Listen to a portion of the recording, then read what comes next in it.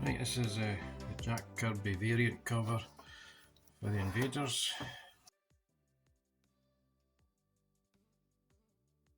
It's got every issue of the Invaders first volume, a mini-series that I haven't read, and some stories from What If and Marvel 2-in-1 and a few other places. So this is all the Invaders you really need. Let's have a quick flick through.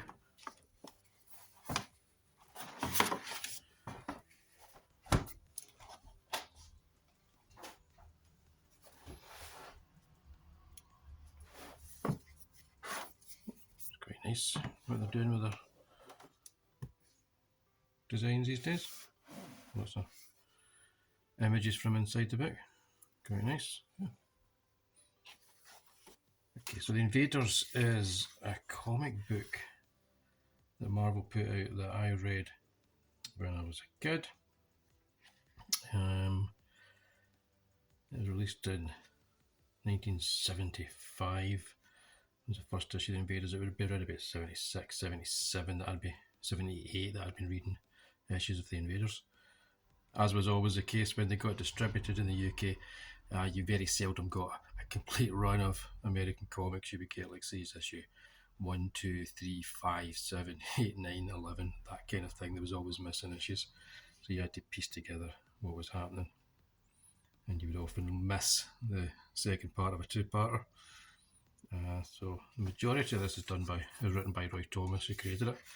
He's an expert on Golden Age comics, and what he did here was he took the Marvel Golden Age characters, Captain America, the Human Torch, and the Submariner, and put them together to fight the Nazis in World War II. Terrific idea, and a fun book that I enjoyed reading every month. Artists such as Frank Robbins. Frank Robbins was a bit like Marmite for a lot of comic book readers at the time. I always thought he was great. Kind of cartoony, very quirky, and he liked to have characters in really weird poses. Yeah, I quite like that. I used to copy his artwork quite a lot on terrible, cheap drawing pads with fibre tip pens.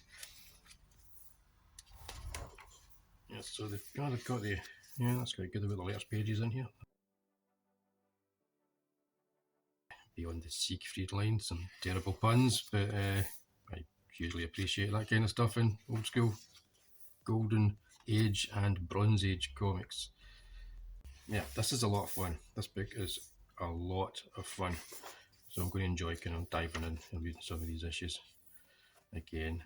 I will read it from scratch. There's a few that I've never read before, so that'll be fun. In fact, the latter half of this book is probably all new to me.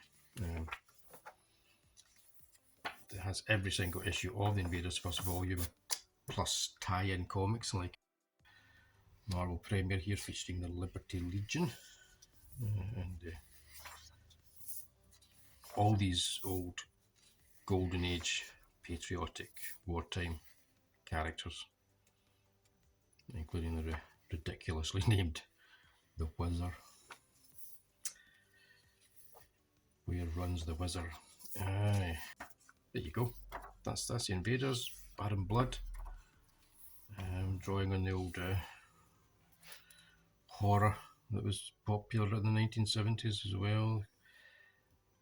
These two issues were for Union Jack, the first British superhero, according to Marvel, and Baron Blood were fantastic. They were ones I managed to get a short run of it here where I didn't miss any issues out, and I got to really enjoy this story. They are classics as far as I'm concerned, and they should be hailed as such. This is an interesting one here. This is a deadline had to be met. There wasn't enough time to get a completely new issue out, so rather cleverly they did a little bit of wraparound that was new and pulled out an old Golden Age Captain America story and put it in here, which would have been brand new to kids at the time. So they would have, your young comic fan would have liked the fact that they were able to read one of these Golden Age stories that, as far as they were concerned, they were never going to see reprint. So there's the Blue Bullet. This is not an issue that I had. I don't remember this issue at all. That's yep, that's a hell of a design for the Blue Bullet. It pretty much says what it is in the tin. So I'm just going to jump through here. Oh, was an issue of the Avengers as well. Yeah, so this is pretty much the complete Invaders, at least up until any kind of modern day versions of the Invaders that have been done, which not really bothered about. Frank Robbins, Frank Springer, working on the artwork here, even up to issue 26. That's good. 2 years into the run, and you've still got Roy Thomas working away as the editor on the rights too. And Don Gluck comes in and Alan Cooperberg, and yeah, it becomes a little bit more mainstream looking without Frank Robbins on the artwork. With Alan Cooperberg's more kind of like a conservative approach.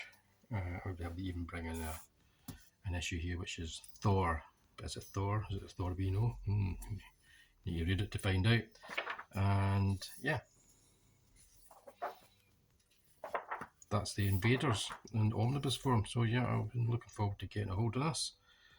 And these are all stories I have not read. A lot of the later issues are brand new to me. Well, things like Sophie 90s. What's this?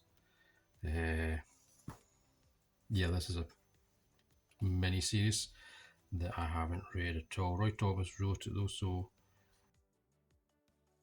yeah, I'll give that a read.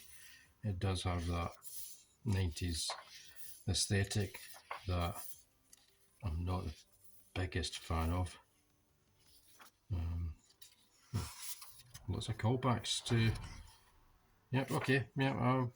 If I can get by with the visuals, it's kind of hard with a lot of these 90 comics or 90s comics, I should say. So, okay, well, yeah, this pretty much is the complete Invaders. It's even got a Fantastic Four annual of the minute 2, Marvel 2 and 1, and a What If. Excellent. That was like a few extras. See, the thing with Frank Robbins' artwork is I think here by Frank Springer, who does a really good job, I think, in Frank Robbins. It's just, it looks so good. You want to see it in black and white.